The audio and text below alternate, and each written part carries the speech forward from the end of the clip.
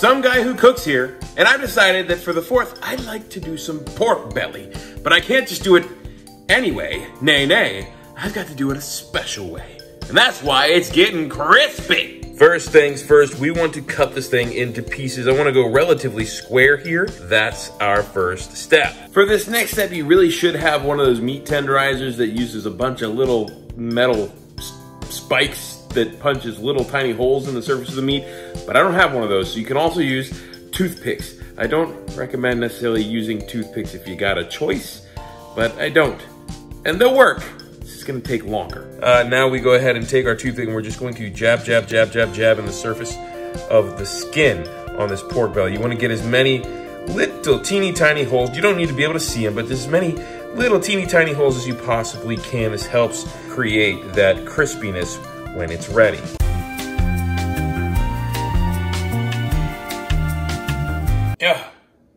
Yeah, gosh.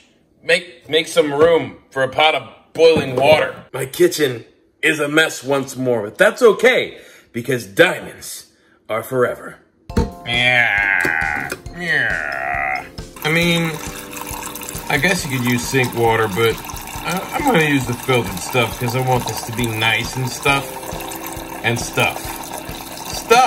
Not hot, not hot, not hot, not hot, not hot, not hot, not hot, not hot, not hot. So back to these little holes we're pricking in the surface of the pork belly. You can also use, the tip of a knife. Just be very careful because you don't want to go past the skin into the fat and stuff. That's just, that's no bueno. That's not what you want.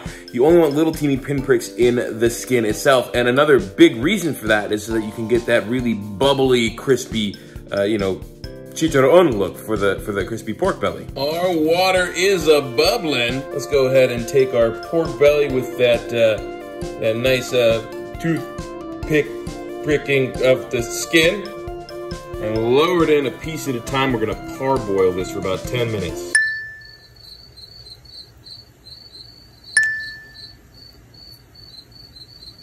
Go.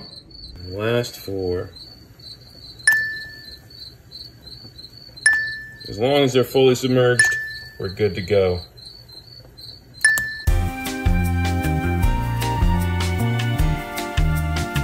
All right about now, there's about 3 minutes left in this parboiling, and it's smelling like some really nice uncured bacon in here. But while that's going, we need to do something, okay? We need to prepare an ice bath. It's super simple. You put ice and water in a big container. All right, we've turned off this heat. The cooking is complete.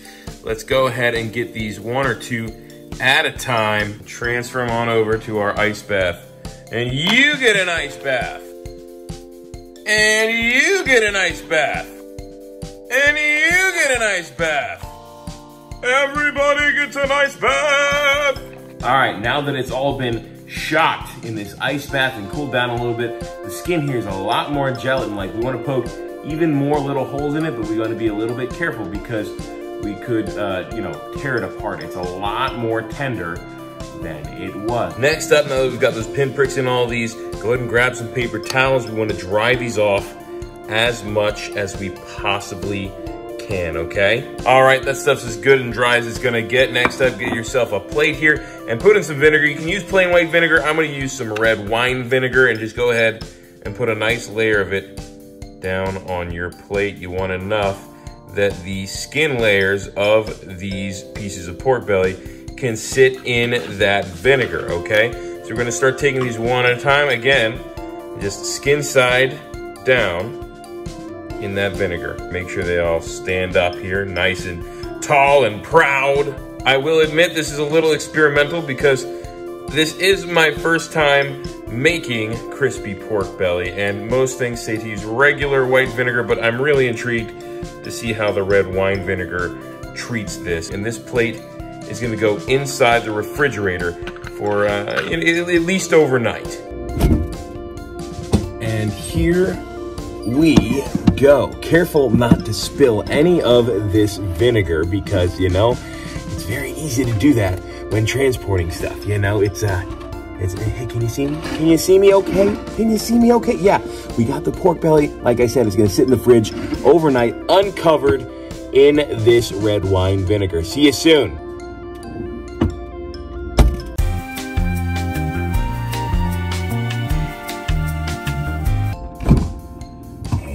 here we go. All right.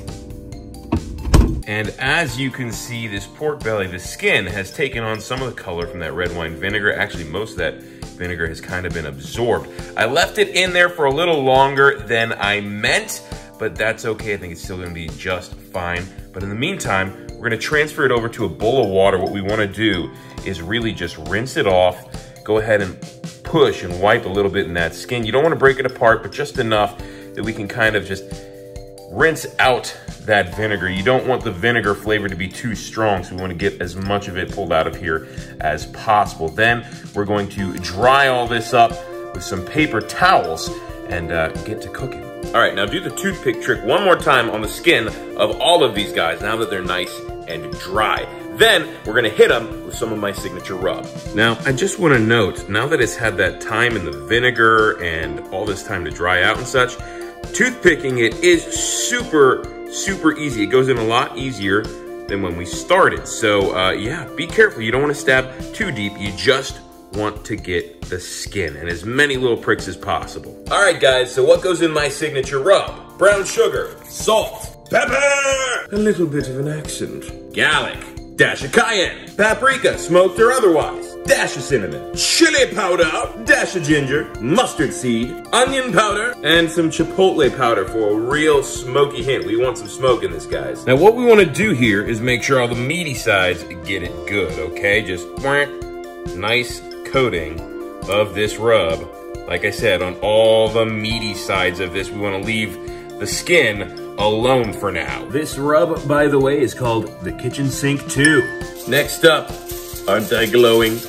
We take some tin foil and we make ourselves a hat and some little boats. Because, you know, we want to wrap up every one of these beautiful little bad boys, puppies, whatever you want, pork pieces. All right, so we've got our boats. They're just, you know, make sure there's a nice little lip there because we do want it to be pretty form-fitting to the pork belly. However, we want, like I said, a little bit of lip up there because we're going to put on some kosher salt and some rock salt so we can help dry this out even more while it's in the oven. The time has come, my children.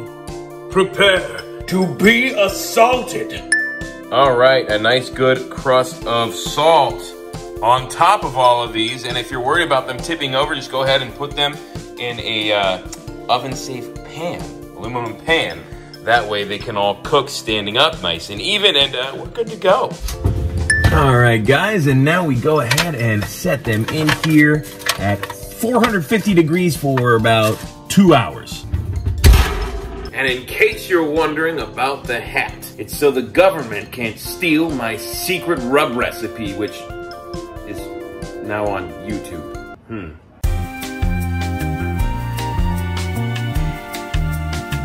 And time to pull out this pan. Oh yeah.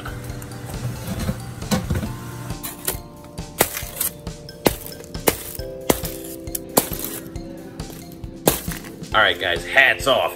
I was planning on using my Blackstone to griddle these the rest of the way. However, it looks like because I used some smaller pieces, they're pretty much done after baking for about an hour and a half. It's a little tough to get the salt layer off, but we're doing it slowly, a little bit at a time.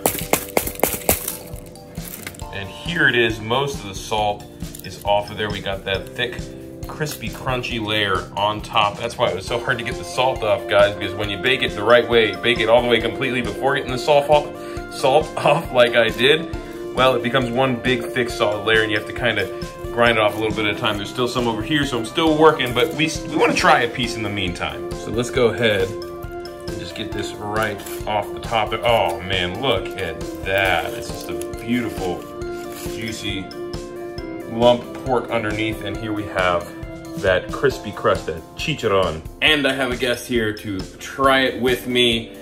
Little pieces, bottoms up.